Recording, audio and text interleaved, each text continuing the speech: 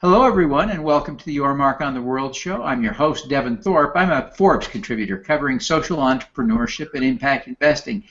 And today we have a remarkable couple of guests from REDF and Team Force. We have Carla Javits, who is the CEO of REDF, and we have Katelyn Dalton, who is a STEM staffing coordinator at Team Force. Welcome to both of you. We're thrilled to have you on the show. Delighted to be here. Thank you. Thank you very much. Katelyn, I want to start this conversation with you. And I hate to put you on the spot, but you're a remarkable person for having overcome some really big challenges. And I want to explore with you a little bit those challenges. I know it may be painful, and I hope you'll be patient with us as we explore this just a little bit. But you were homeless for a time, weren't you? Yeah, correct. A couple years. How did you get there? You said, how did I get there? Yeah. So I would say a series of poor choices. Some I would say maybe clinical, you know, some mental struggles and the inability to be able to cope with those in a healthy way. So, you know, the only way that I had at the time was drugs and alcohol, and that's really what got me all the way into a tent. Yeah, so tell us a little bit about what your life was like during this period of time, because I think most of us who haven't experienced this can only grasp the edges of what your experience was like. Tell us a little bit, at least, to give us a sense of what that experience was for you. I would say hopeless. That's a good word to describe it. Completely ran out of hope. No confidence. Humiliated. Mainly because of the way I made money was holding a sign. I panhandled. So that alone, if you've ever seen someone panhandle, you can imagine just the feeling of just hopelessness. Really, this is my only option. So really, it's that drained of hope, and it's drained of confidence, and it's feeling like there's really nothing to live for. I was at the edge of my life at that point. Yeah. Were you sleeping in a shelter most nights, or were you sleeping on the street? Where would you get food? Tell us a little bit about this. And I hate to belabor it, but I want to understand what you experienced, because it's so difficult for us to really truly understand and empathize with the people we see on the streets, I think. Right. So believe it or not, I had found a tent made by Jeep. I was living homeless at the time in a city called Los Gatos, and very nice homes there, and you know, people are pretty well off, and they had a tent sitting outside of their home along with a couple other things that they considered garbage. So I had come up on a tent, and before that, it was really outside of buildings. Anywhere that had a roof, I've slept inside of elevators to keep warm. But for the most part, when I found that tent, I made that my home. Wow. So how long did you live in that tent? 6 months, a year? I would say about 8 months. Wow. And then I went into jail, and when I got released from jail, I still had no home. So I lived there for another, I would say, about 6 months. Wow. So you got arrested. You were in jail. What did you get arrested for at that point? At that point, it was possession of drugs. Yeah. You know, paraphernalia, all of the stuff that comes with it. And really, I was supposed to be finishing a drug program, which I was obviously not motivated enough to do it. I didn't have the job yet. I didn't have anything giving me motivation to want to complete it. So it was really a violation of probation that got me the 3 months. So what was the turning point for you? And I imagine it may have been gradual, but what started to turn things around for you?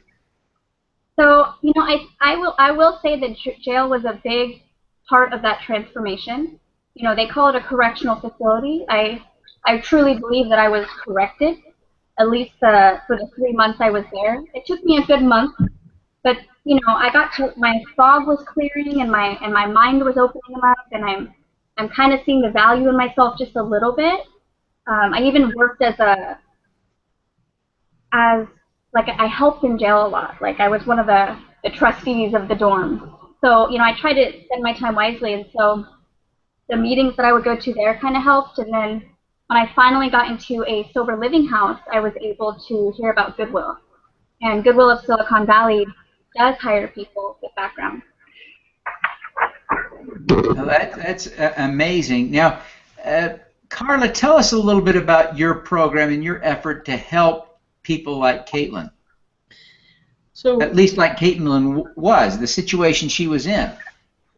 REDF is an organization that helps create and grow social enterprises. And social enterprises are businesses like Goodwill that have a double bottom line, that are both trying to run a successful business and at the same time they're trying to achieve a social mission. And that social mission objective is to try to help people who have been homeless or incarcerated, young people who may have been disconnected from school and work, to rejoin the workforce, and you know, really inspired by people just like Katelyn, who is a wonderful woman with so much to contribute, and yet had some setbacks. And unfortunately, sometimes our society just doesn't provide then a way back in. Employers are reluctant to hire because they see gaps in the work record or even a record of incarceration, and they don't know what to make of that. And in some cases, you know, people may not have had even an opportunity to really learn how to work when they were younger, and so they have to learn some of the basic attributes of work.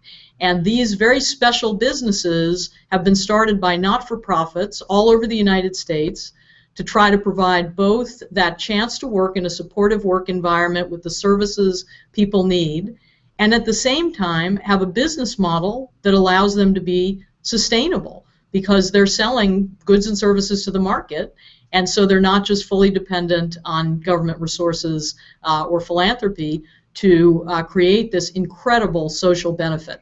So REDF was really started to be that sort of like a venture capital firm, providing that money and the business advisory services that help companies like that to grow, to have successful businesses, and to do a tremendous job working with the people so that people are really prepared for the workforce, and very much like Katelyn then able to bring their contributions you know, to all of us, to themselves, to the society, and so that's what REDF does.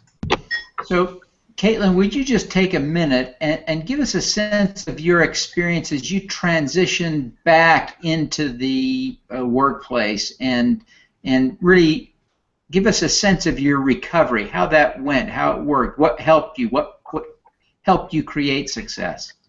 Right. So, I will say I was in, it was called the Employment Readiness Program.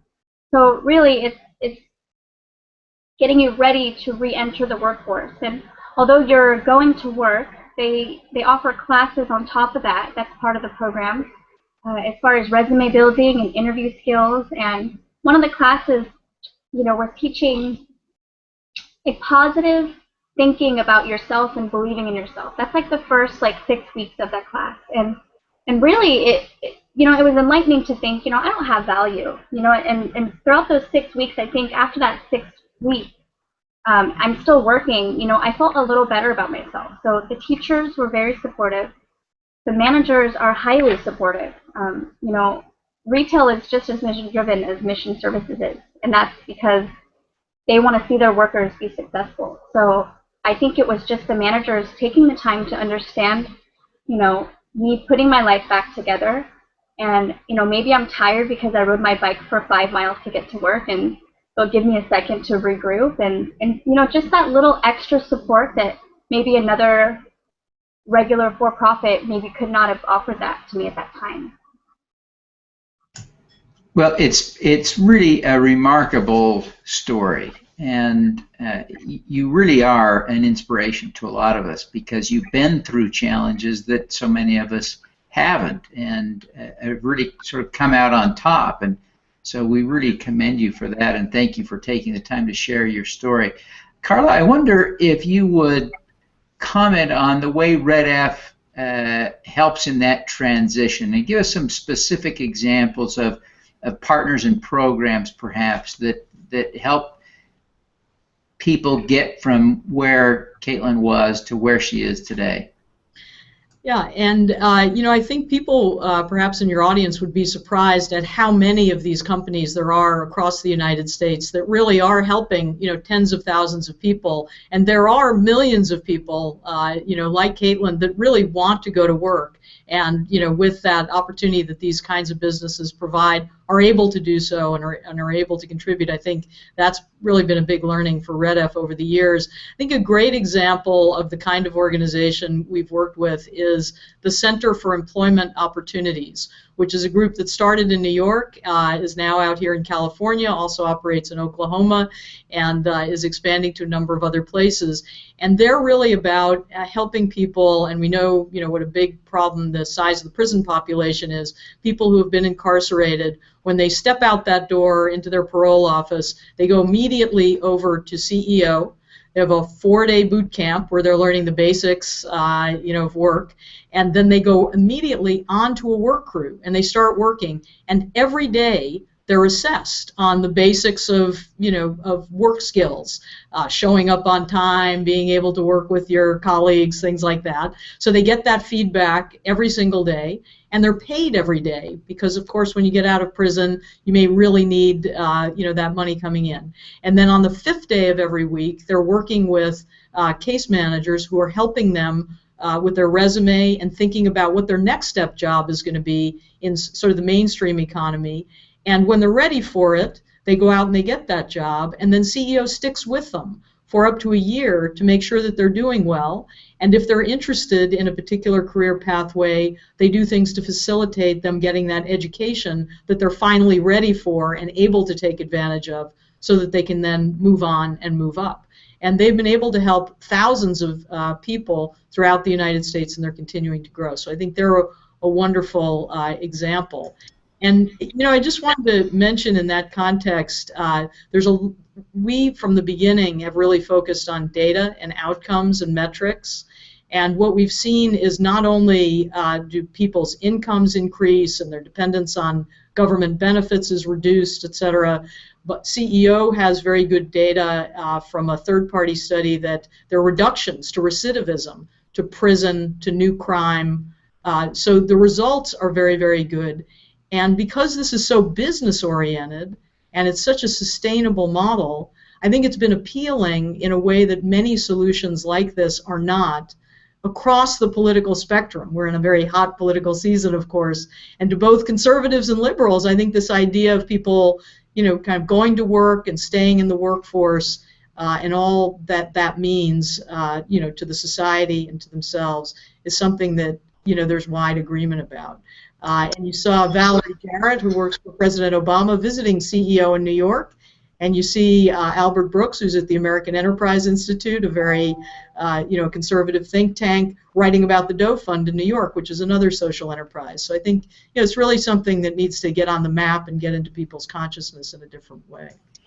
Well, I think this is that's a great point, and I want to follow up with you, Katelyn, on one last point, and that is that you are now working at Team Force, and so a lot of your work actually relates to helping people who are either in the situation you were in or at risk of ending up there. Tell us a little bit about the work you're doing now. So, how remarkable that I get to do that. You know, I get to utilize the skills that were taught to me, and I get to give that back. I just think that's awesome and beautiful.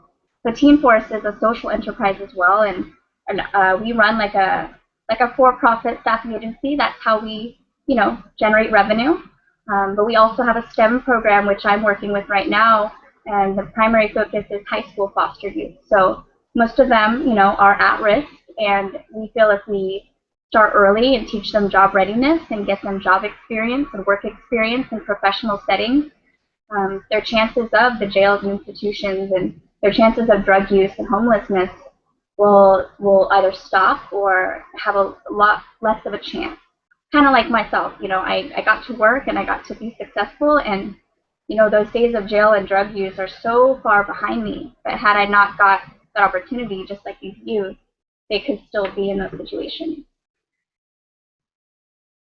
Well, I think that's a great story, and I appreciate you sharing that insight. It is remarkable the way that you've come full circle from being homeless to being professionally employed now and helping people who are at risk of that. Really just amazing. Carla, I wonder if we could ask you a couple of personal questions. We'll ask Katelyn too, but I'll start with you. You are now a role model to, I don't know how many thousands upon thousands of people who love and appreciate the work that you're doing. Who do you look up to for inspiration, Carla? Well, I think one of the people, frankly, I really look to for inspiration is the man who founded REDF, George Roberts. He's the co-founder and co-chairman of one of the biggest private equity firms in the world, KKR. He's at the pinnacle of the business community. In kind of the typical parlance, he's at the top of the 1%. And what he's chosen to do is to do everything he can over the last 20 years to make sure that people who face tremendous challenges but have the kind of potential to contribute to the world not only have hope but also have the reality of being able to get into the workforce and have that economic mobility, that sense of inclusion, that sense of pride that I think he has benefited from, I certainly have, and that he believes we have a responsibility to deliver to all the people in our community. And beyond just starting REDF and keeping us going, he challenges us every day to do even better, to do even more, to make sure we're measuring our results, adding value, and really contributing. So I have tremendous admiration, and I'm lucky to work with an inspirational figure like George Roberts. Well, that's great. I appreciate you sharing that. And Katelyn, what about you? Who do you look up to? Who inspires you? So I would say it's sort of familiar along the same lines as Carla. So my inspiration, and he'll blush to hear this, is the CEO and founder of Team Force. And I'm very, very inspired by him on a daily. I mean, luckily his office is behind mine, so I get to hear his conversations and hear how intelligent and the same. He is relentless and he pushes us to do better. And his name's John Hogan. I'm sorry, I meant to say that. He's the founder of Team Force, John Hogan, and he has these brilliant visions and ideas, and he makes those ideas his reality. Team Force was an idea and it became his reality, and it's helping thousands of teenagers today. And the STEM program was just another idea that he had, and he made that his reality. And now, we're making a commitment to serve 100% of the high school foster youth in Santa Clara County. And it's just such an honor to know somebody that, is driven by his heart, but knows what needs to get done, and he implements that and then uses his team, and I'm very inspired by him. That's great. Now, Carla, I want to come back to you if we can. I want to ask you why you do this. What is it about you or the cause that has inspired you to devote your life to this? I wanted to add, I'm deeply inspired, frankly, by Katelyn and by the people that I meet who, have overcome tremendous challenges like the ones we discussed today, and are able then to bring, everything they have to offer to our community. And I think, like many people, when I pass somebody who's homeless in the street or hear about the issues of incarceration or violence in poor neighborhoods and poor communities, the inequities. I feel, to some extent, you feel sort of helpless. What can you do about it? And I feel very fortunate that in this work, I've been able to find people and a community to do this work with in a way that feels like it's contributing to making a difference, rather than just, kind of wringing your hands or, feeling bad about what's going on. And I think there really are things that can be done. So that's part of what motivates me. And I think, I grew up in a family where all my 4 grandparents were poor immigrant people, and my parents were very fortunate. They gave me a very good life. But I think, they understood that, unfortunately, the playing field is not level in our country.